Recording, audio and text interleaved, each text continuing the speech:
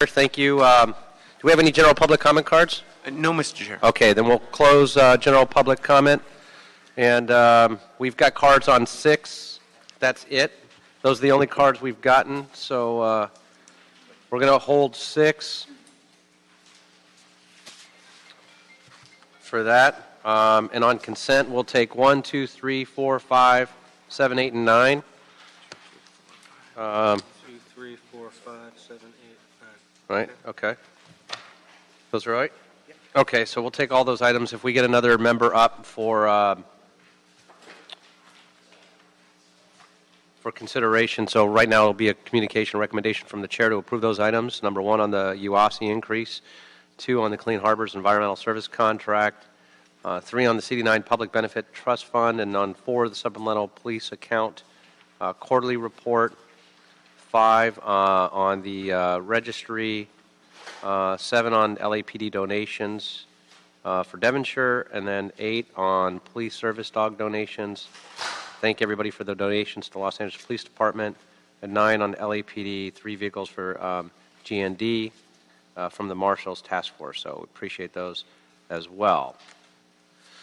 So on that, and we will reconsider anything and we get a quorum as well and reopen it for that. Let's go ahead and take up item 6. First 2 speaker cards. We've got Roy Stone and Henry Gambill. Come on up. Item number 6 is a motion from Council Members Englander, Harris Dawson, relative to the public safety issues occurring at the city's libraries. All right, thanks.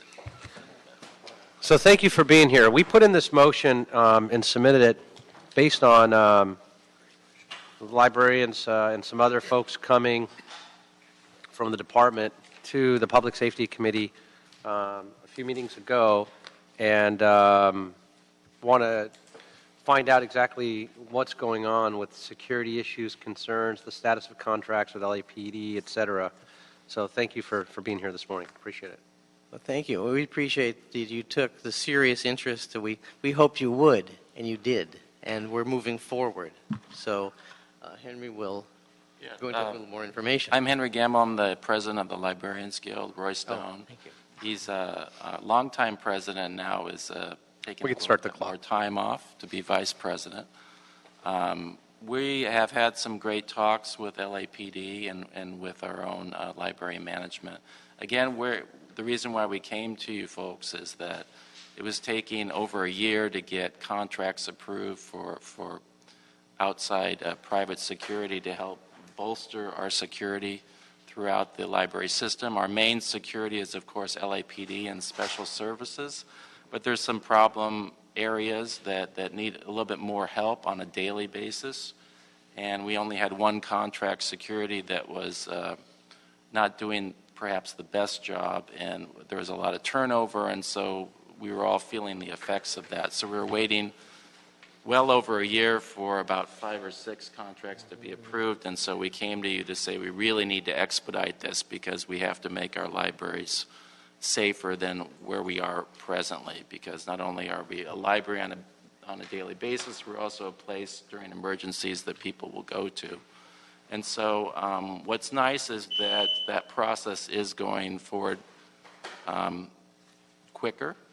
And at this point, it's just a few more approvals that need to be made, and we would like everyone here on this board to do what they can to expedite that so that it happens sooner rather than later. Right. We're also had a great... I just got to ask you to wrap it up. I'm sorry. Okay. Yeah. We had a great discussion about security protocols and more staff training, and so that's going forth too. Oh, good.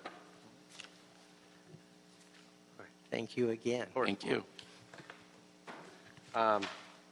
Did you want to add to that too? Or? Well, just, I mean, that really said it all. I would just like to underscore, we've been working with members of the Los Angeles Police Department, members of Library Administration, working with the union to move this forward together so that we can maybe come back here sometime and say, everything you did worked. All right, thank you. Thank you very much. Thank you. I'd like to bring up both the Los Angeles Police Department and as well as the Library Department. Good.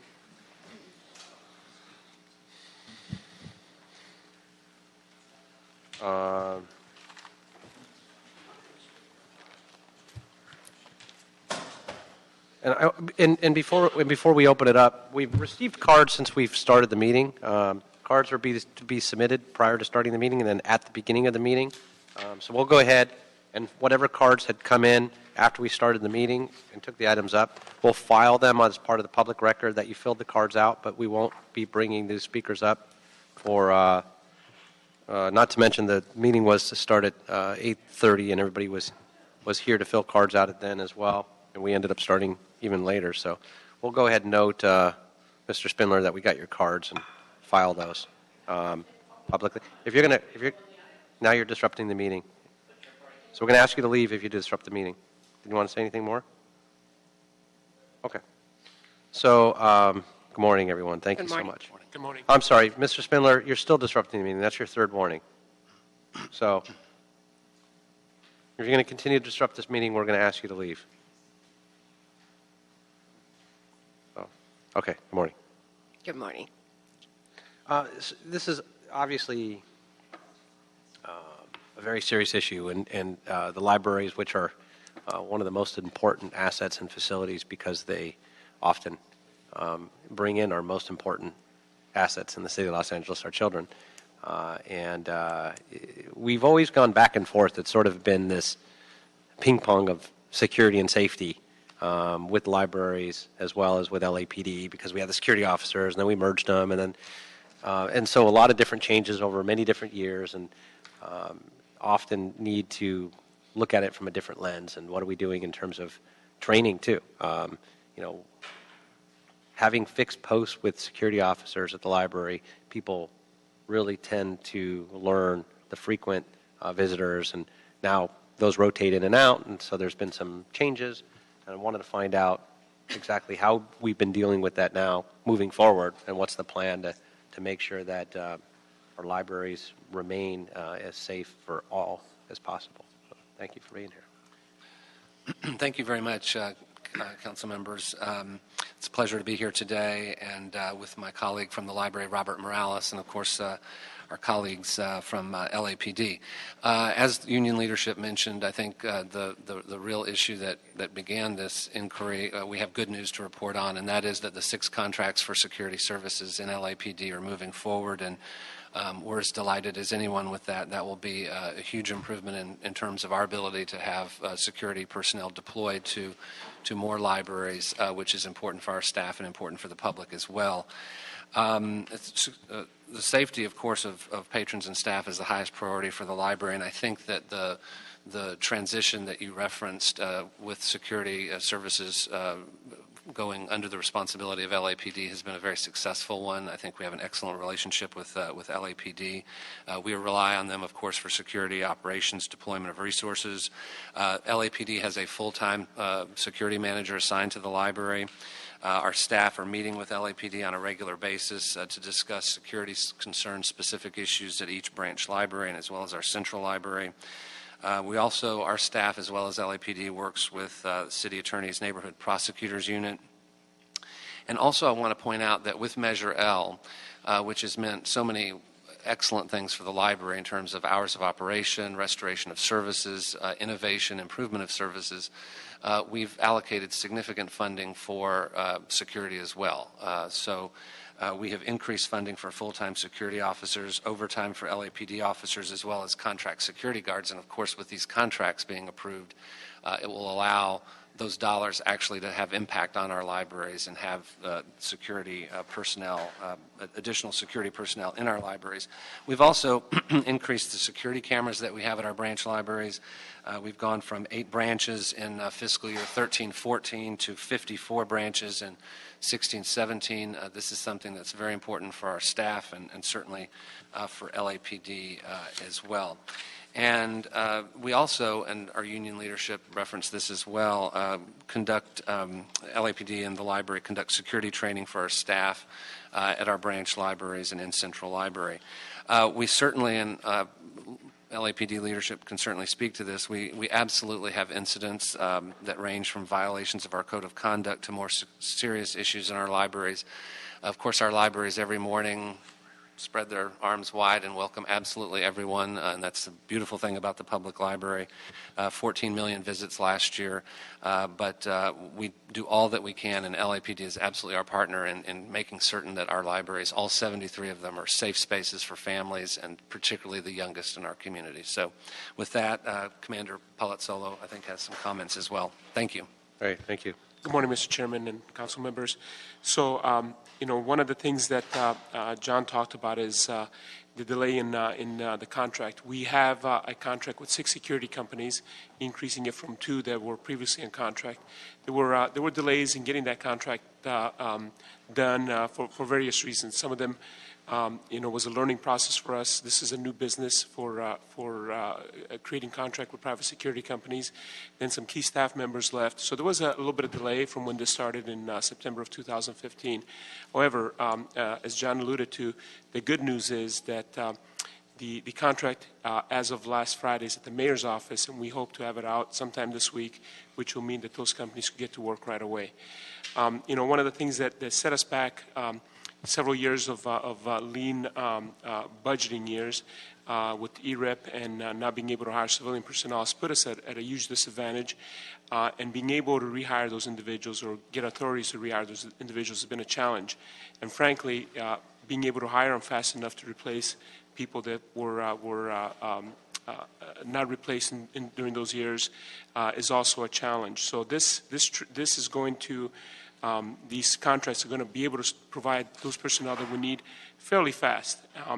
And the expectation from these companies is going to be they provide quality personnel, which has also been a challenge in the past. You mentioned high turnover for some of these companies, and that is true. And we're going to expect these companies to be able to give us quality individuals that are going to stay a while, but also challenging. I want to mention that the library department has done a fantastic job in keeping those libraries safe. They recognize some of the challenges in some of the most problematic libraries. They've made funding available to augment our presence in those libraries. We actually hire off-duty police officers in uniform on overtime from funding that is provided by the libraries for those specific libraries that we're experiencing some of the problems. So they recognize the issues. They recognize our challenges as a department with the shortage of personnel, and they've done everything that they could to help out on that. We have senior lead officers assigned to each library that also work with the librarians in addressing specific problems. But in looking at the data as far as crimes that occur at libraries, with 14 million visits a year and most libraries being open 6 days out of the week, and access to the library is open to everybody. Nobody's refused entrance. The libraries remain to be some of the safest places in the city. There is a code of conduct for libraries, and there is violations of that code of conduct, but they don't rise to a level of a crime. When looking at crimes, there are very few crimes that occur in libraries. The most prevalent crime continues to be theft. And just to give you an example of 14 million visits, the number of thefts reported at city libraries in 2016 was 137, relatively low for that many visitors at a location. So there are violations of code of conduct, but once again, those do not rise to the level of crimes. So I would say that the libraries today, although there are more problems and as the rest of the city has seen with the increase in crime, libraries also had those slight increases in some of these crimes. Do we have any of those numbers? I have some numbers that I have, but you don't have them, I don't believe. I don't. That's what I'm I don't believe that you haven't do. seen But any I could give you some of those. For example, as I said, in 2016 there were 137 thefts. In 2015 there were 138. Those were the most prevalent. So for some of the other is vandalism. One of the other more prevalent, there were 13 vandalisms in 2016 and 29 in 2015. Sex-related crimes, which would include indecent exposures and things of that sort. There were 3 in 2016, where there were 28 in 2015. So there's been some progress between 15 and 16 in those crimes related to the libraries in specific.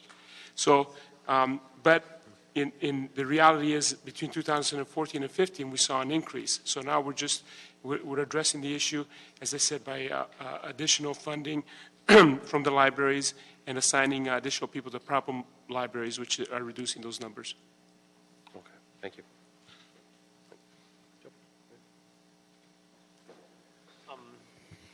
Thank you, Mr. Chair.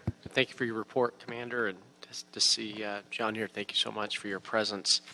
I do know that our public library in Wilmington and San Pedro has been an issue as it relates to quality of life, to the point where a number of families and kids, specifically during after-school hours, are quite frankly avoiding our public libraries based on what we're hearing, calls that are generated, and also a number of posts on Facebook. So I know there are a number of public health concerns. I experienced it myself, quite honestly. I'll let you experience during the winter break, my daughter had a paper project on missions, typical fourth grade project. And we were at the San Pedro Library doing research, used the restroom, and it was not a pleasure experience. In fact, I witnessed someone who was practically bathing out of the sink. So I'm just saying, we're doing. And then, by the way, while I was researching with Gia, an individual approached me, knowing who I was, and handed me a letter, which was a nice letter. She was a homeless lady who has been working with Nicole in my office and asked for some resources and services, and we connected her with Sherry Weaver at the Harbor Interfaith. So I do know that a number of folks who do need to help use our libraries as a place, a safe place. But is there an opportunity for us to, in response to these quality of life concerns, and potentially an opportunity to connect our homeless community with resources there on site? Yes. Can you share with us some strategies? Certainly. And I wish I could say the experience that you had there at San Pedro was an unusual occasion, but that is an issue, and it's an issue in many of our libraries.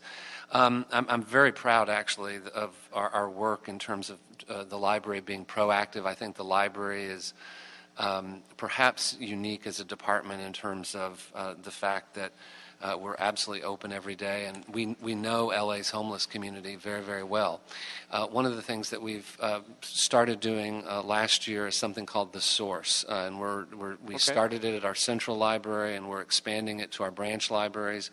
And it is where we reach out and bring various social service agencies of government, homeless serving organizations all together in the same place for essentially one-stop shopping for homeless residents. So they can connect to transitional housing, they can get metro assistance, we have the Social Security Administration come for ID cards, DMV is there, LASA is there to distribute hygiene kits, and it's been very, very successful. We've served hundreds and hundreds of homeless individuals. We also have agencies there that can enroll them in the coordinated entry system, and we think it's a successful model. The agencies that we work with find it to be an efficient way to provide services, and it's an example of the library continuing to be welcoming and embrace the values of openness of the public library while trying to address an issue that frankly is in our midst every single day. So we're really proud of that work. Our staff take great pride in coordinating it and organizing it. I would have it at every library where we have this issue. It is reliant more on the capacity of those partners. The one at Central Library, I think, has between 12 and 14 different agencies coming together, so it's really fantastic. And we've expanded it to the Exposition Park Branch Library and certainly San Pedro and other libraries. Venice is an example, North Hollywood, where that service would be successful. And then continuing on the quality of life issues, I remember as a senior lead officer, some suspicious vans appear in the parking lot there at 9th and Gaffey to use the Wi-Fi. What's is that still popular even in today's age where people have cell phones? And I know you have the stationary computers there on site. In fact, the lady who approached me was looking for resources on the computer.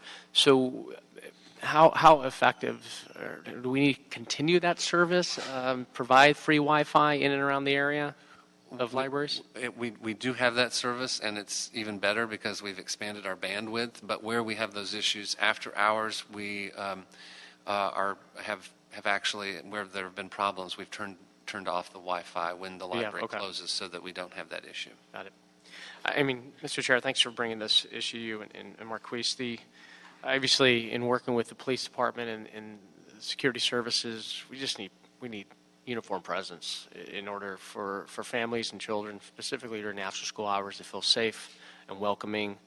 And to those who need the help, let's get them. Let's continue to be compassionate about the issues, but we have to balance the fact that I'm losing people in my district who are avoiding to use our libraries, and they're moving to neighboring cities.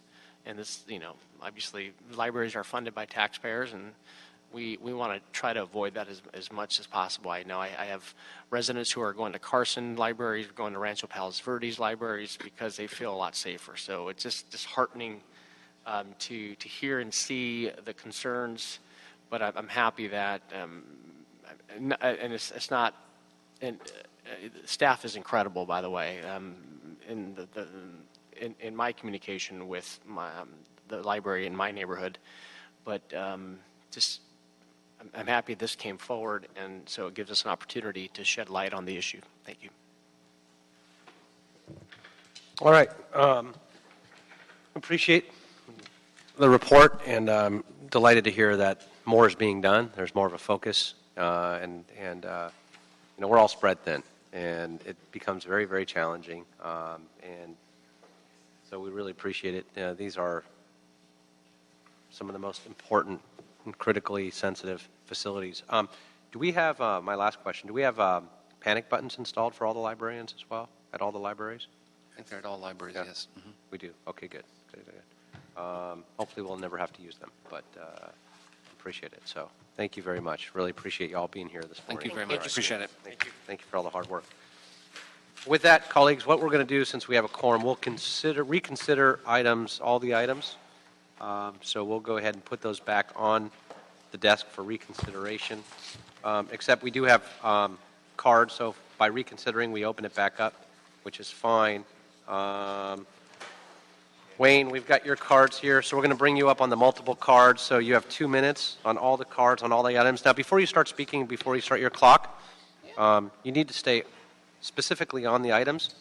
These are the rules. I'm not going to warn you or stop you. If I stop you or warn you because you're off topic, then you're just going to forfeit your time. So you've got a card in on every item. You got to stay on the items. You've got 2 minutes total.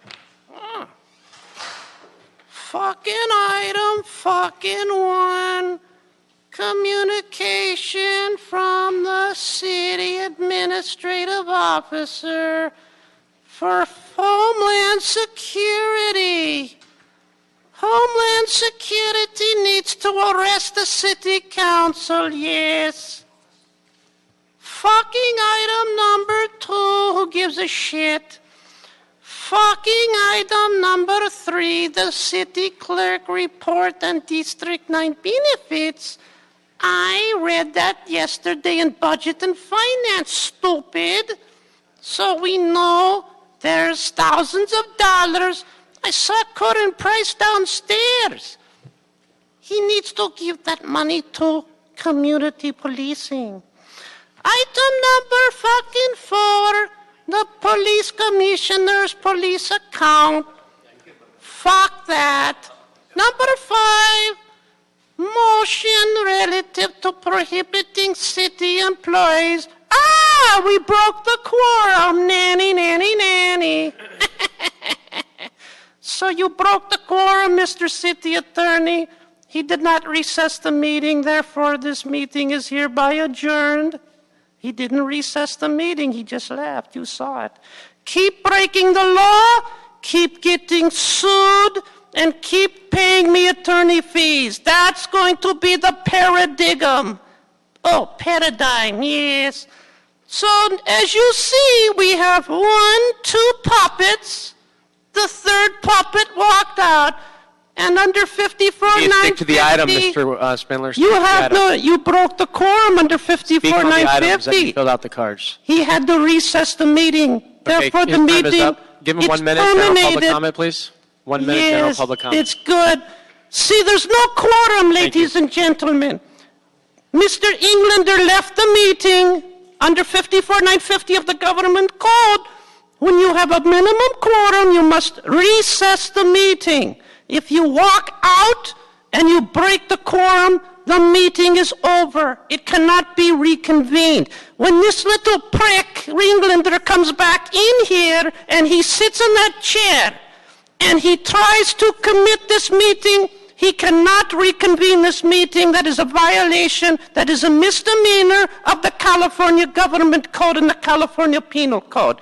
So when he comes back in here, and he will, and he sits in that fucking chair, and you vote on these items, you are committing multiple criminal violations. This meeting is over once he walked out because he failed to recess the meeting before he left.